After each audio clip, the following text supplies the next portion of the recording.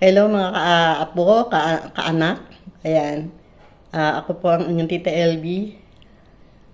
Nasa bakasyon po ako ngayon, kaya alam nyo naman, kapag sanay ang isang tao na palaging naghahanap buhay, laging lumalabas, kapag siya ay natigil sa bahay, kasi yan nga, na-operahan po ako sa gallstone, at naka-bakasyon po ako ngayon. So, monitoring lang po ako ngayon sa aking mga ahente. By the way, ako po ay nasa real estate. Ayan. Pero, syempre, hindi tayo po pwedeng magmukmok sa isang tabi lang. So, siguro medyo iibahin ko lang yung aking ibabahagi sa inyo after ng aking surgery. Ayan. Ayun po. Syempre, ngayon po, nawala na po akong gallbladder. So, kinakailangan po, medyo ingat-ingat na po tayo ngayon sa pagkain.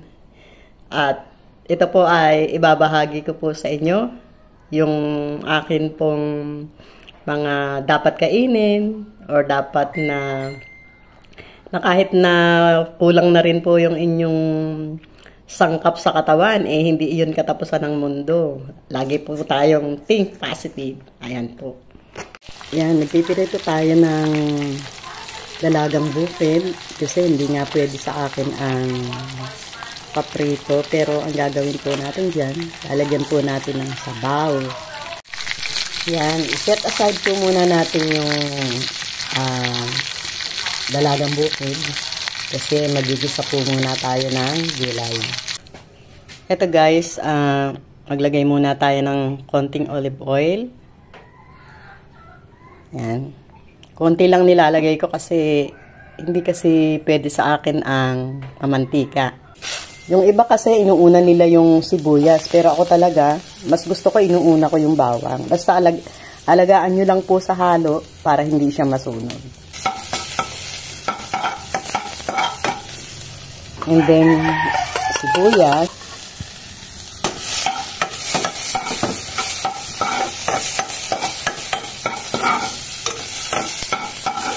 Kamatis.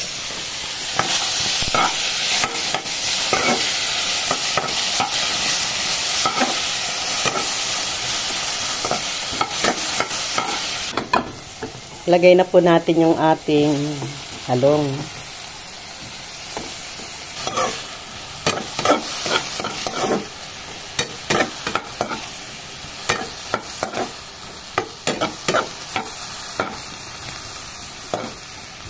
Mamaya na natin ilalagay yung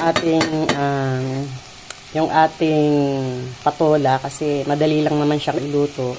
Ang ilalagay natin dito kasunod yung ating piniritong dalagang bukid. Hinimay-himay ko po yun para hindi siya talaga prito kong kakainin. Yan, ito na yung hinimay kong mga dalagang bukid. Yan, hindi ko na ipinakita sa inyo yung paghimay. Pero, ano naman to pagkapirito nyo, i-set aside nyo muna, palamigin. And then, pwede nyo naman po siyang himay-himay na. So, konting sabaw lang siya. Para hindi manikit yung mga gulay. Yung konting sabaw. Ayan. Masarap na siya. Ito yung healthy food siya. Then, tsaka natin ilagay yung patola. Yuman yan. Apo, mga kaanak. Ayan. Konting kulo lang ito. Pwede po kayong maglagay ng pwede naman po kayong maglagay ng konting asin. Para wag lang hindi lumasa. Basta, ako, since may edad na ako, so, ayoko na rin pong maglagay ng mga artificial na pampalasa. So, ganito lang po kasimple. Ayan, konting na lang, kulo. luto na po siya. Tingnan natin. Wow, ang sarap.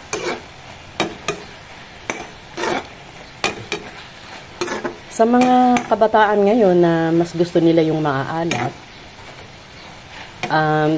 siyempre, hindi naman po talaga nila magugustuhan yung mga pagkain ng matatanda na medyo matabang. Pero, ang payo ko sa inyo, mga kaapo at saka mga kaanak, ay talagang pag-aralan nyo din po na kumain ng tama. At okay lang kung medyo matabang, basta masusustansya po yung inyong mga kakainin. So, okay na po. Ano na to?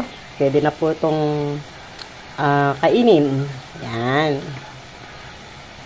Ito na po yung ating sariling version ng healthy foods. Ang ginisang patola with eggplant, kamatis, at dalagang bukid. Thank you guys for watching. So, ayan na po. Pwede na po tayong kumain. Ang aking pong breakfast ngayon ay konting kanin. Tapos, ito po ay binlender ko ng iba't ibang mga prutas. Ayan po, nakahilera po siya. Thank you po sa mga nagbigay sa akin at sa mga patuloy na dumadalaw, nagmamahal. Thank you so much. Ayan, thank you so much mga kaapo, mga kaanak. Ayan, at siguro ituloy-tuloy po natin ito para makapag-share po tayo ng mga tips. Siyempre, katulad ko, hindi ko akalain na sa edad kong ito ay ma-ooperahan ako. Pero tama naman kasi minsan nasa sa kinakain natin yun at dapat lang talaga siguro medyo responsable tayo sa mga kinakain natin, maging aware tayo. Masarap kumain pero yun nga, dadating ang panahon na meron palang magiging side effect yung mga ganong klase ng mga hindi natin, yung mga gustong-gusto natin, yun pala yung may mga bad effects pala in the future. So anyway, hindi pa naman yan tapos hindi pa naman huli ang lahat. So sana po ay nakapagbigay po ako sa inyo ng konting tip. At hopefully ito tuloy-tuloy yung ating pagbabahagi sa inyo. Thank you guys. Tara, kain tayo.